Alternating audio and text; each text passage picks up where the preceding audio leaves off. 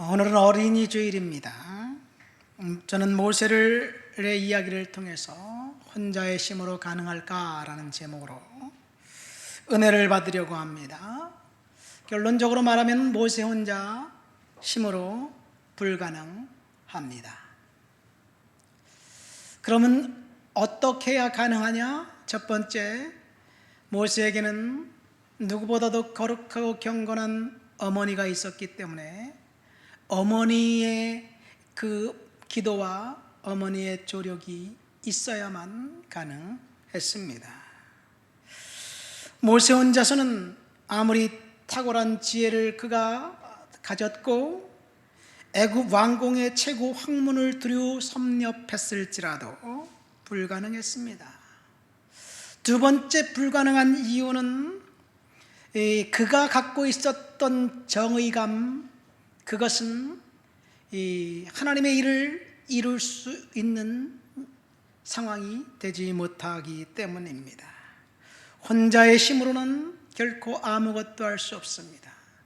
그래서 하나님께서 미디안 광야로 그를 강제로 내보내셔서 이 고난이라는 훈련을 통해서 그 훈련을 통과하면 그 다음에 가능해진다는 사실을 믿으시기를 예수님의 이름으로 축원드립니다. 저와 여러분들에게도 마찬가지지요. 저와 여러분들의 혼자의 힘으로는 불가능합니다. 누군가의 조력이 있어야만 합니다. 그것이 아내이건 남편이건 자녀이건 부모이건 아니면 친구이건 형제이건 혼자서는 불가능합니다. 그래서 우리에게는 동역자가 필요합니다.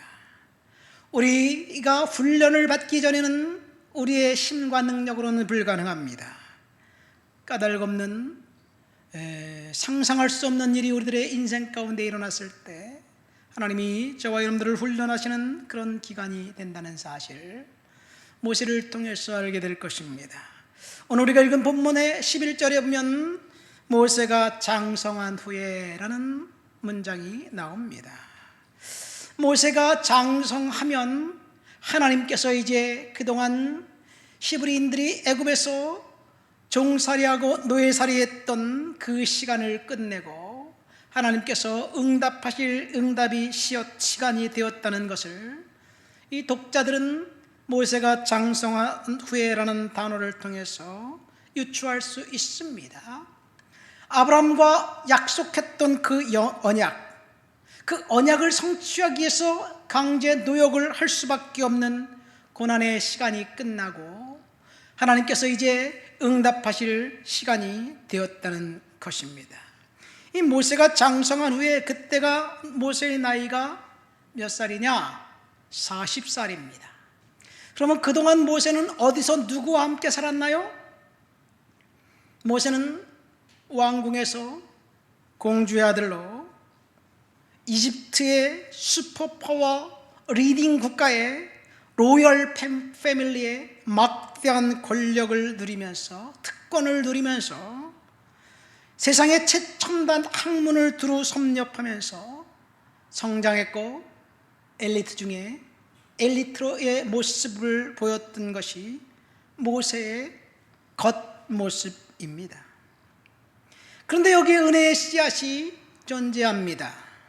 모세를 공주가 키운 것이 아니라 유모가 키웠다는 사실. 그런데 공교롭게도 유모는 그의 친어머니 요게벳이었다는 사실입니다. 여러분, 사실 지금도 이러한 일들은 세계 도처에서 일어나고 있습니다. 중동에 그 석유 부유한 그런 나라, 이슬람 국가죠. 이슬람 국가의 어린 아이들, 자녀들을 유모가 키워요. 근데 이 유모는 필리핀 여성들은 전 세계의 하녀입니다. 그래서 일부 경건한 성도들이, 필리핀 여성들이 이 하녀가 되어서 마치 모라비안 교도들이 이제 노예가 되고 선원이 되고 그래서 선교사로 나갔던 것처럼 이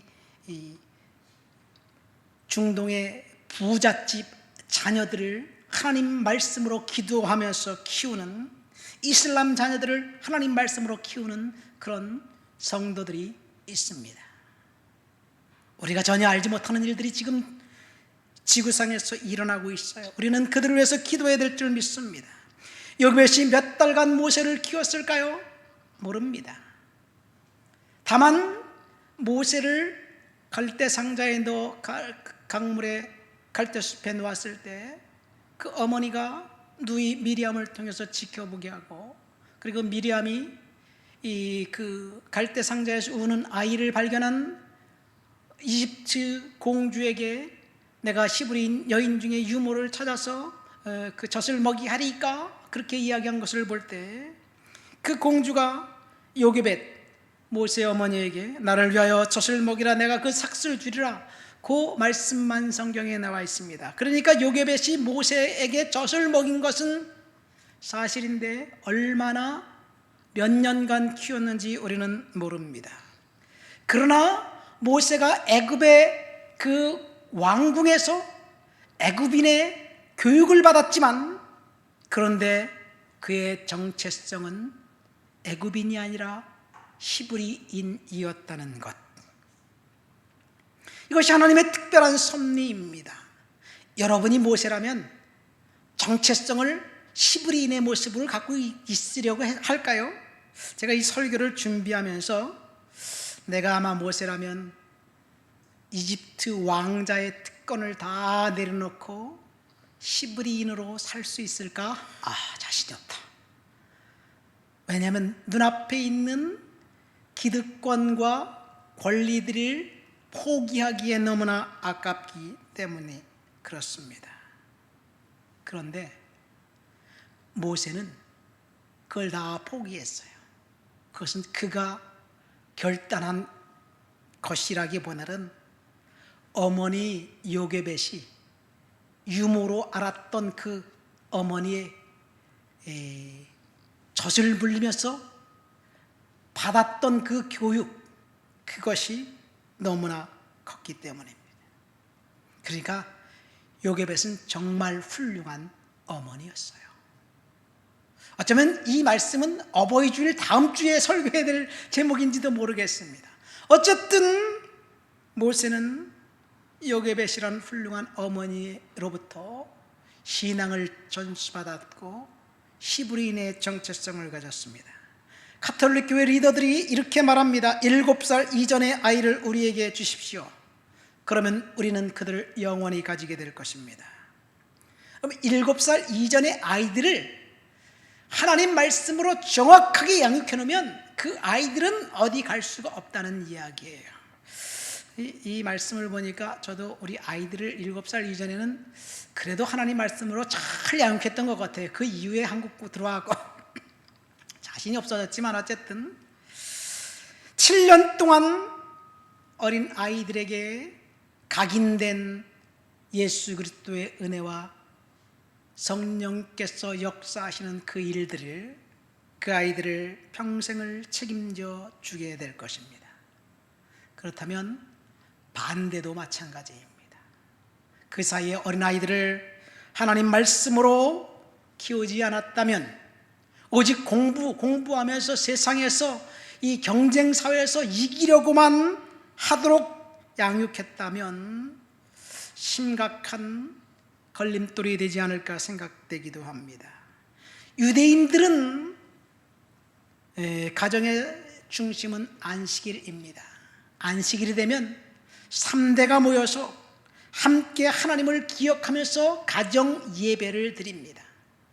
할아버지, 할머니, 아버지, 어머니, 그리고 아들, 딸 3대가 함께 모여 하나님을 예배합니다.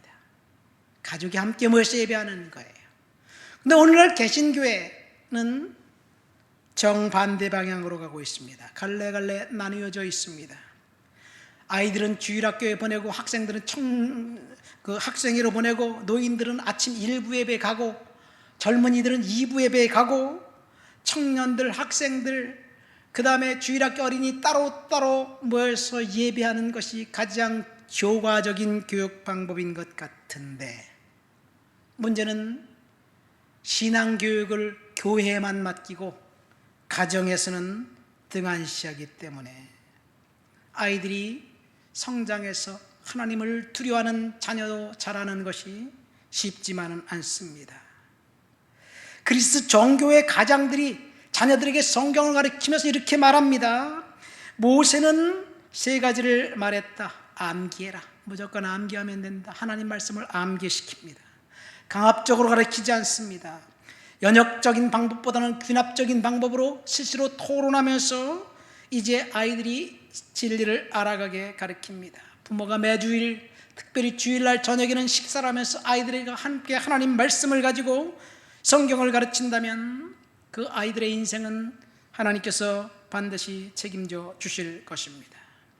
모세는 경건한 어머니 밑에서 아주 훌륭한 히브리인 리더로 성장했습니다. 오늘 본문 말씀 볼까요? 11절 12절 말씀해 보니까 모세가 장성한 후에 한 번은 자기 형제들에게 나가서 그들이 고되게 노동하는 것을 보더니 어떤 애굽 사람이 한 히브리 사람 곧 자기 형제를 치는 것을 본지라. 좌우를 살펴 사람이 없음을 보고 그 애굽 사람을 쳐 죽여 모래 속에 감추니라. 여러분, 여기 이 구절에서 제 관심은 모세가 살인을 저지른 것에 있지 않습니다. 모세가 살인을 저지른 것 분명히 하나님 앞에서 커다란 죄입니다. 그 죄는 하나님 앞에서 해결받게 될 거예요. 그리고 제 관심은 불의를 보면 참지 못하는 성급한 성격인 모세에게 있지도 않습니다. 제 관심은 히브리 사람 곧 자기 형제 치는 것을 본지라. 히브리인의 정체성을 가졌다는 이야기예요. 아까도 말했지만 모세는 공주의 아들로 성장했습니다. 애굽의 로얄 패밀리의 온갖 특권을 다 누리면서 살고 있었습니다.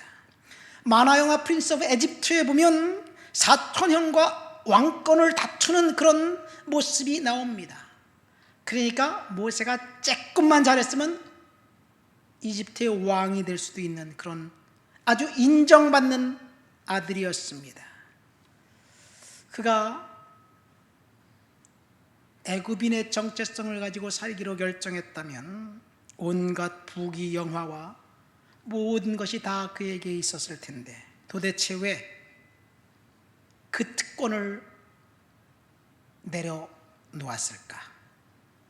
왜 노예의 아들이 되기로 결정했을까? 그가 살아계신 하나님을 만났기 때문에 그랬을까? 그런 것 같지는 않습니다. 그렇다면 그 어머니 요게벳에서 왔어요. 그러니까 어머니가 굉장히 중요합니다. 그런데요, 우리는 모세의 어머니가 요게벳이라는 사실을 다 알고 있죠. 요즘은 또 요게벳의 노래라는 그 복음성가가 있기 때문에 모세 어머니가 요게벳이라는 것은 누구나 다 알아요. 그런데 출애굽기 2장에 보면 모세가 태어날 때 그 장면을 설명하면서 요게벳이라는 이름이 나오지 않습니다. 모세의 아버지도 어머니도 누나의 이름도 아무도 이름이 나와 있지 않아요. 무명 처리가로 되어 있습니다. 그 무명의 어머니가 아들을 낳아 석 달 동안 키우다가 갈대 상자에 넣어 갈대 상자를 만들어서 나일강에 띄웠을 때 모든 것이 다 무명이에요. 이름이 없어요. 그 요게벳의 이름이 언제 등장하느냐? 출애굽기 6장에 모세와 아론의 족보 이야기를 하면서 그때서야 비로소 그 부모의 이름이 아므람과 요게벳이라고 밝힙니다. 그러니까 모세의 어머니는 사실은 이름 없는 별 볼 일 없는 사람이었습니다. 그런데 아들을 하나님 말씀으로 열정으로 잘 키웠기 때문에 하나님의 말씀에 대한 그 열정이 있었기 때문에 나중에 그 여성의 이름이 요게벳인 것이 알려집니다. 그리고 그 어머니의 경건과 거룩한 신앙 때문에 하나님은 모세를 선택합니다. 당시 이 애굽에 살고 있었던 히브리인들은 정말로 절망적인 캄캄한 암흑 시대를 살고 있었습니다. 아들을 낳으면 나일강에 던져버려야만 했습니다. 모든 사람들이 아들을 낳으면 울면서 아들을 나일강에 던져버릴 수밖에 없는 그런 상황. 히브리인 노예들을 통제하는 공포 정치를 할 때, 히브리인들의 절규가 하늘에 닿았을 때, 절망의 순간에 하나님께서 하나님 앞에 매달리고 비전을 품고 포기하지 않은 그 한 사람을 주목합니다. 모든 사람이 다 아들을 낳으면 할 수 없이 나일강에 던져버릴 때 이 어머니는 끝까지 포기하지 않았습니다. 비통한 심정으로 아들을 낳으면 나일강에 던져버리는 그 상황 가운데 유독 어머니는 다른 선택을 했습니다. 그 이유는 하나님을 바라보았기 때문입니다. 그러니까 환경이 우리를 절망하게 만들더라도 우리는 절망적인 환경을 보는 것이 아니라 그 너머에 있는 하나님의 섭리를 보아야 될 줄 믿습니다.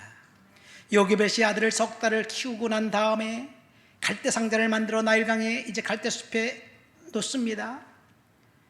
이 석 달을 그 아들을 키우면서 숨겨서 키우면서 그 어머니가 뭘 했을까요? 그냥 조바심만 했을까요? 아마도 하나님 앞에 철저하게 매달렸을 것 같아요. 하나님 앞에 열심히 기도했습니다. 하나님, 아들을 살려주세요. 이 아들을 통해서 하나님 이 이스라엘의 히브리인의 구원을 이루어 주실 것을 믿습니다. 믿음을 갖고 하나님 앞에 포기하지 않고 기도했어요. 그런데 3개월이 됐는데 하나님이 응답이 없어요. 그래서 마지막으로 포기하는 심정으로 갈대상자를 만듭니다. 여러분, 요게벳에게 갈대상자가 응답이었을까요? 살려달라고 기도하고 있었는데 갈대상자에 넣어서 죽이려고 갈대상자를 만든 거잖아요. 단 하루라도, 단 몇 시간이라도 더 살려고 그냥 나일강에 던져버리면 그 즉시 죽는데 갈대상자에 넣어놓고 띄워놓으면 흘러가는 동안은 살 수 있으니까. 그러니까 사실은 요게벳이 갈대상자는 응답이 아닙니다. 포기했어요. 내려놓은 것이었습니다. 십자가였습니다. 결단이었습니다. 요게벳이 포기하기로 결정하고 십자가를 지려고 결단하자 하나님이 다시 주신 거예요. 살려주신 거예요. 그러니까 갈대상자에 그 송진을 칠하고 그 다음에 그 물이 들어오지 않게 하고 거기다 요람을 놓고 아이를 그 안에 넣고 띄어보냈잖아요. 이 갈대상자가 영어로 아크예요. 아크는 옛날 노아 시대 노아의 방주가 아크입니다. 공교롭게도 아크 노아의 방주도 송진으로 역청으로 물이 안 들어오게 방수 처리를 했어요. 똑같습니다. 똑같은 방식으로 만들었어요. 자기도 모르는 사이에 아이를 몇 시간이라도 살리려고 포기하면서 만든 갈대상자가 노아의 방주가 되었다는 사실. 이 아크는 훗날 언약궤가 됩니다. 모세가 만든 언약궤가 또 아크예요. 이 언약궤는 하나님의 임재의 상징이고 언약궤는 축복의 상징입니다. 그러니까 요게벳이 갈대상자를 만든 것은 하나님을 온전히 예배하기 위한 결단이었습니다. 그러니까 요게벳은 극심한 고난과 환난을 통과하면서 하나님의 임재를 경험한 거예요. 오늘날 저와 여러분들이 하나님의 살아계신 임재를 경험할 수 있는 방법은 고난이라는 것밖에 없어요. 사실 평안하고 잘 되면 나 잘난 모습 사는 것이 인간이에요. 그래서 사람들은 고난을 통해서 하나님을 만나는 거예요. 하나님의 임재를 경험한 요게벳은 애굽의 왕자로 왕국에 살고 있었던 모세를 이집트인의 정체성이 아니라 히브리인의 정체성을 갖도록 키웠어요. 왜? 하나님이 그와 함께 했기 때문에 모세는 그것을 본 거예요. 여러분, 사람들은 편리를 추구하고 다른 사람의 이목에 신경을 씁니다. 왕자의 신분을 갖고 있으면 누구나 우러러보고 누구나 다 복종합니다. 그래서 모세는 히브리인의 정체성을 갖는 것은 쉬운 결단이 아니었습니다. 그러나 어머니의 교육 때문에 모세는 히브리인의 아들 노예가 되기로 결단합니다.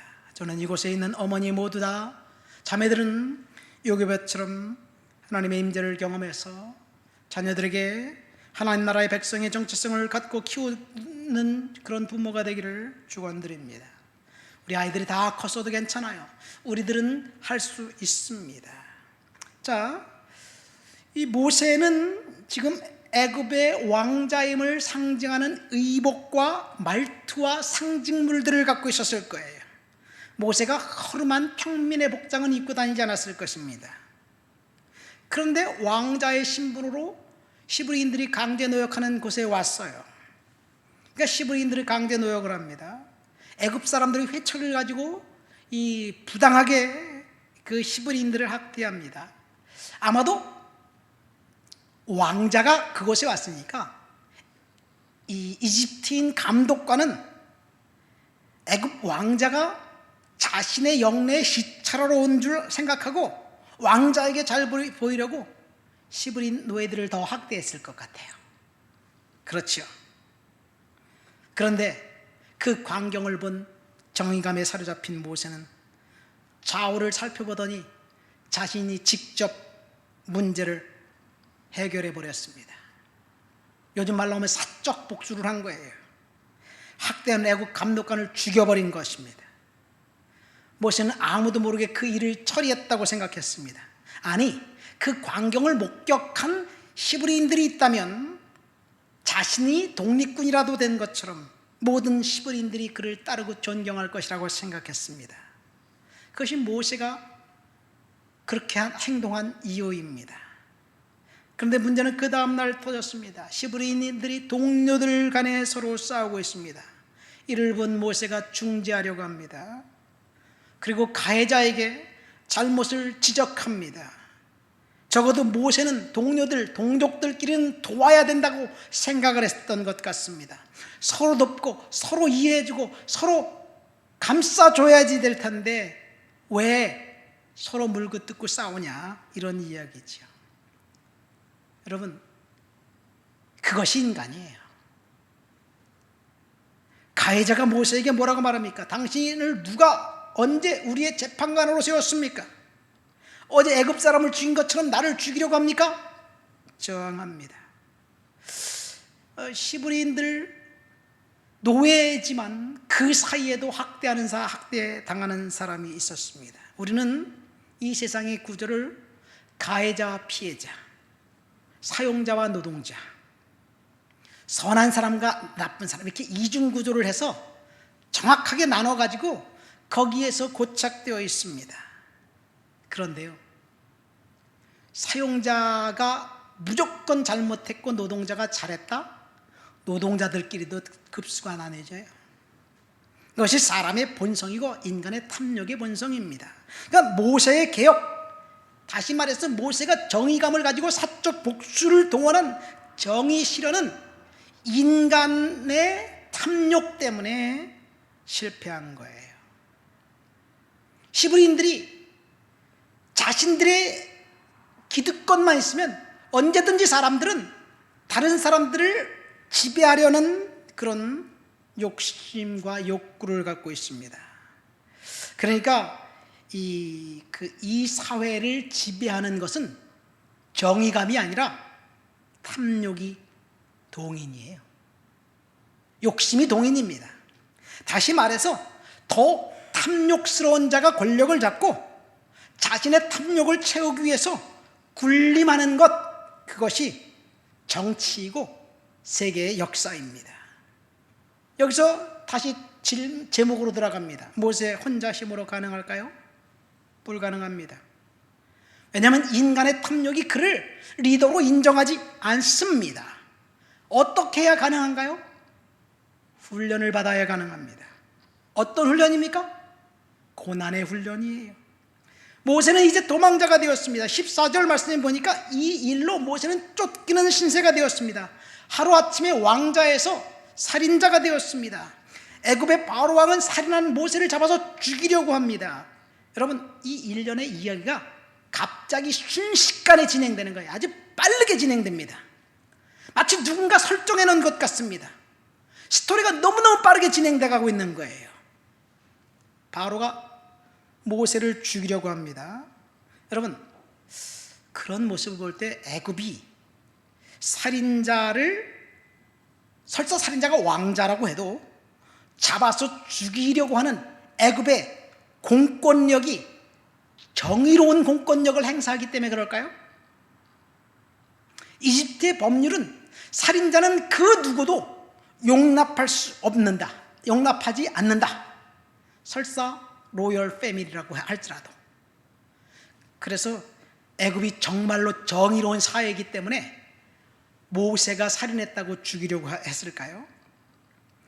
사실 이 세상의 법은 이 강자들에게 관대한 것이 법입니다.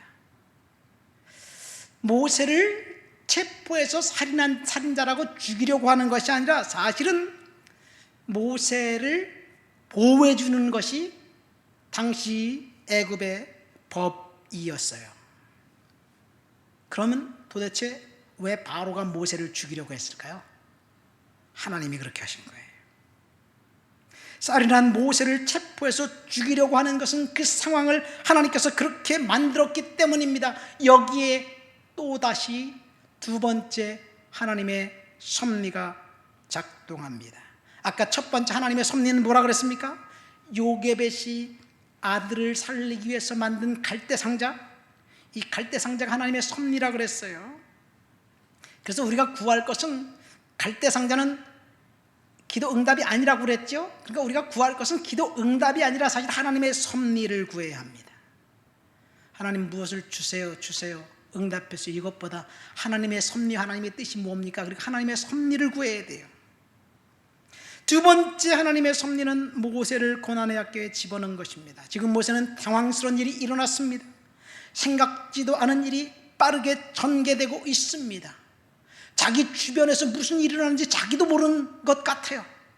평상시 같으면 그 사촌형이 자기를 살려주고 자기를 보호해줘야 될 텐데 사촌형이 죽이려고 해요. 생각지도 않은 일이 일어난 거예요. 여러분, 우리 주위에 생각지도 않은 일이 일어나고 상상하지 않은 일이 너무나 자연스럽게 일어났고 진행된다면 그것은 하나님께서 사판을 짜시기 위한 하나님의 계획이고 하나님의 섭리의 일부라는 사실을 믿으시기를 예수님의 이름으로 축원드립니다. 생각지도 않은 일, 상상하지도 못할 일들이 일어났는데 그 일들은 보통 시련과 연관이 되어 있습니다. 중요한 것은 하나님께서 훈련하시는 것이에요. 훈련의 시간이 끝나면 하나님께서 놀라운 일을 진행하실 것입니다. 본문을 보세요. 모세를 하나님께서 리더로 세우기 위해서 자기가 정의감을 가지고 리더가 되려고 할 때는 실패했습니다. 그러나 하나님이 세우시면 실패가 아니라 성공입니다. 애굽의 왕자의 신분으로 그가 정의감을 가지고 고난당하는 히브리인들을 도우려고 했을 때 실패했지만 살인자가 되어 도망갔을 때 하나님이 그를 훈련시키고 훈련이 끝나면 이제 그는 하나님의 손에 붙잡힌 리더로 든든히 세워질 것입니다. 이것이 하나님의 섭리입니다. 모세는 결코 혼자의 힘으로 자신의 배경과 교육과 자신의 능력으로 하나님의 주신 사명을 감당할 수 없습니다. 모세는 40년간 광야에서 연단을 받게 됩니다. 이 연단이 끝나는 날 하나님께서 모세를 통해서 놀라운 일들이 일어날 거예요. 하나님께서 모세를 통해 짜질 사파는 애굽에 있는 히브리인들을 탈출시켜서 아브라함과 연약했던 그 언약을 성취하는 일이었습니다. 우리들에게 생각지도 않은 일, 곤욕스러운 일들이 일어났을 때 하나님께서 광야의 학교에 집어넣은 것이라고 생각하면, 그리고 감당할 수 있는 은혜와 힘을 하나님이 주실 줄 믿습니다. 제 인생도 그렇고 우리 좋은 육교도 그렇고 생각하지도 않은 일이 일어나고 있어요. 아까 광고 시간에 얘기했잖아요. 교회당 천장이 누수가 나가지고 우리가 피해를 봤는데 3층에서 소송 거는 게 말이 됩니까? 말이 안 되잖아요. 그래서 제가 3층을 주민을 만났어요. 이거 그 누수 원인을 감정평가하는데 그냥 원인만 진단하는데 돈이 한 1,000만 원 드니까 그래도 할래요. 내가 볼 때 그거 비용 안 드는 게 좋을 것 같은데요. 답이 없어요. 그래서 1,000만 원, 1,000만 원까지 안 들여고 제가 조금 싼 거로 했어요. 672만 원 들여서 원인을 평가했더니 3층이 원인이에요. 그럼 원인 났으면 저는 이제 여기서 끝낼 줄 알고 합의할 줄 알고 합의합시다. 그러더니 합의를 안 하게 되는 얘기. 그래서 변호사를 샀잖아요. 그러니까 우리 변호사는 이번에는 수리비 감정 평가를 해야 됩니다. 그래서 지난번에 내가 견적서 준 거 있는데 그거 가지고 3층을 이역해서 또 수리비가 얼마나 오는지 그것만 평가하는데 550만 원이 들어요. 그래서 또 만났어요. 550만 원 이거 들여서 하시겠어요? 안 오는 게 좋을 것 같은데요. 답이 없어요. 끝까지 가보겠다는 얘기예요. 그런데 3년 사이에 수리비가 너무나 많이 올랐어요. 인건비도 오르고 자재비도 올랐어요. 그래서 내가 그런 얘기를 했어요. 인건비도 오르고 자재비도 올랐는데 아마 나는 모르겠지만 더 나올 것 같은데요. 여기서 합의합시다. 노예요. 그래서 할 수 없이 550만 원을 또 법원에 공탁을 했어요. 없는 돈에 여기저기 빌려있고 카드에서 빌려서 일단 지불했어요. 왜 그럴까 도대체? 이유가 뭘까? 나는 몰라요. 그러나 한 가지 아는 사실은 하나님이 지금 그 상황 속에서 일하고 계시다는 사실입니다. 우리 장로님의 인생도 마찬가지입니다. 저와 여러분들의 인생도 마찬가지예요. 우리 성도들의 인생도 하나님께서 지금 새판을 짜기 위해서 우리들이 상상할 수 없는 일들에 우리들을 던져 넣은 거예요. 모세는 살인자가 되어서 광야로 도망갔습니다. 광야에서 모세는 철저히 낮아졌습니다. 애굽의 왕자의 신분도 사라졌고 40년 지난 동안 모세는 그동안 자기 몸에 배웠던 애굽의 학습, 애굽의 문화, 애굽의 언어, 애굽의 종교, 기득권 모든 것들을 다 철저히 낮아졌어요. 얼마나 하나님이 낮췄는지 말까지 어눌해졌어요. 이 애굽의 왕궁에서 가장 먼저 가르치는 것은 수사학이에요. 수사학은 뭐냐면 요즘 말로 하면 스피치예요. 웅변이에요. 리더가 어떻게 웅변해야 될까? 어떻게 백성들에게 호소력 있게 웅변해야 될까? 어떻게 사람들을 설득시킬까? 이것이 가장 첫 번째 배우는 거예요. 그러니까 왕자가 왕이 되기 위해서는 이 스피치를 배워서 조리 있게 말을 하고 사람들을 설득하는데 완전히 전문가였는데 40년 동안 모세를 광야에서 훈련시켰더니 도대체 무슨 말을 어떻게 해야 될지 모르는 그런 언어까지 어눌해졌습니다. 광야에서 40년간 독거의 시간을 보내면서 하나님을 대면하는 일이 많아지고 사람들과의 그 교제가 끊어지고 하나님과 교제하면서 말을 절제하고 침묵 가운데 임재하는 하나님을 만났기 때문에 그렇습니다. 우리는 철저히 낮아지면서 하나님을 만나고 하나님의 은혜 가운데 살아야 될 줄 믿습니다. 40년이 지나는 동안 모세는 로얄 패밀리의 기득권을 다 내려놓고 불같은 성정, 마음에 안 들어? 확 죽여버리는 교만, 이것을 없애버렸습니다. 바꿔 말하면 교만을 없애고 불같은 성정을 없애는데 40년이라는 세월이 흘렀다는 얘기예요. 훈련이 끝나니까 모세를 향해서 가장 지상에서 온유하고 겸손한 사람이라고 평가하고 있습니다. 모세가 온유한 사람이었을까요? 살인자인데 하나님을 만났고 훈련받았기 때문에 그렇습니다. 말씀을 맺습니다. 오늘 우리는 모세 혼자의 힘으로 가능할까라는 제목으로 은혜를 나눴습니다. 불가능합니다. 어머니의 교육이 있었기 때문에 가능하고 하나님을 만났던 독고의 시간이 있었기 때문에 가능합니다. 혈기왕성하고 패기 충천했을 때 혼자 힘으로 모든 것을 다 할 수 있다고 생각했지만 그때는 살인자가 되었고 도망자가 되었습니다. 철저히 낮아지는 훈련을 통해서 하나님께서 더 이상 자신이 혼자 힘으로 할 수 없다라고 생각한 그 순간, 하나님의 은혜 아래 복종했을 때 하나님께서 이제 됐다, 할 수 있다라고 말씀하십니다. 저와 여러분들이 인생 가운데 생각지도 않은 일, 상상하지 못한 일이 일어났을 때 하나님 우리를 낮추시기 위한 하나님의 섭리라는 사실을 아시기를 예수님의 이름으로 축원드립니다. 우리 다 같이 말씀을 생각하면서 통성으로 기도합니다.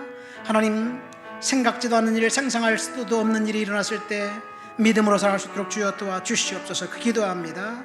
하나님 아버지, 감사합니다. 성령의 능력과 충만과 거룩한 역사와 은혜 가운데 아버지, 우리가 살아갈 수 있도록 주여 도와주옵시기를 시간도 간절히 기도합니다. 믿음으로 살아가고 은혜로 살아가고 능력으로 살아갈 수 있도록 주여 도와주시옵소서. 우리 좋은 육교가 주님 높여드리는 아름다운 믿음의 공동체 될 수 있도록 주여 도와주옵시기를 시간도 간절히 기도합니다. 모세처럼 생각할 수도 없는 일, 상상할 수도 없는 일이 우리들의 인생 가운데 일어났을 때 하나님의 은혜를 아버지 생각하고 하나님의 권능 가운데 살아갈 수 있도록 주여 도와주시옵소서. 주를 높여드리고 주를 찬양하고 주를 예배하고 주를 영화롭게 합니다. 주여 도와주시옵소서. 예수님의 이름으로 기도합니다. 아멘.